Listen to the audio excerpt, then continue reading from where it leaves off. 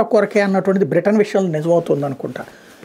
Brexit అయ్యి Europe సమాజం నుంచి యువతలకు వచ్చి ఇంకా వాళ్ళతో ర్యాప్ అయితే మెయింటైన్ చేస్తుంది. కానీ వ్యవస్థలు పతనం అయిపోతున్నాయి. ఓ పక్కన పాకిస్తాన్ నుంచి వచ్చిన వాళ్ళు, ఆఫ్ఘనిస్తాన్ నుంచి వచ్చిన వాళ్ళు, అట్లా ఇతర దేశాల నుండి వచ్చినటువంటి ముస్లిం సామాజిక వర్గానికి సంబంధించిన వాళ్ళు అక్కడ డామినేషన్ చేస్తున్నారు. క్రమంగా అక్కడ ఉన్నటువంటి తెల్ల జాతీయులు స్వతంత్ర పోరాటం లేదంటే దేశభక్త పోరాటాలు ప్రారంభించేటటువంటి స్థితికి దిగజారడం ఒక ఎత్తు అయితే, రెండవ వైపున అక్కడ ప్రధానమంత్రి కీర్ స్టార్మర్కే -40% రేటింగులు రావడం ఇంకొక ఎత్తు అయితే, ఉద్యోగోపాధి అవకాశాలు దారుణంగా పతనమైనట్టు కనబడుతుంది. తాజాగా వచ్చినటువంటి నివేదిక ప్రకారం చూస్తే 113 ఉద్యోగాలకి 2282 అప్లికేషన్స్ వచ్చినాయట. సీనియారిటీ లెవెల్లో 33%, డైరెక్టర్ లెవెల్లో 32%, మేనేజర్ లెవెల్లో 12%.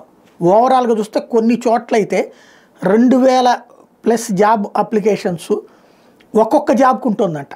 ఒక్క ఉద్యోగానికి 2000 మంది పోటీ పడుతుంది. ఈవెన్ లింక్డ్ఇన్ లాంటి వాటిట్లో లెక్కేసుకున్న 700 మందికి పైగా ఒక ఉద్యోగానికి పోటీ పడుతున్నటువంటి పరిస్థితి ఉందంట.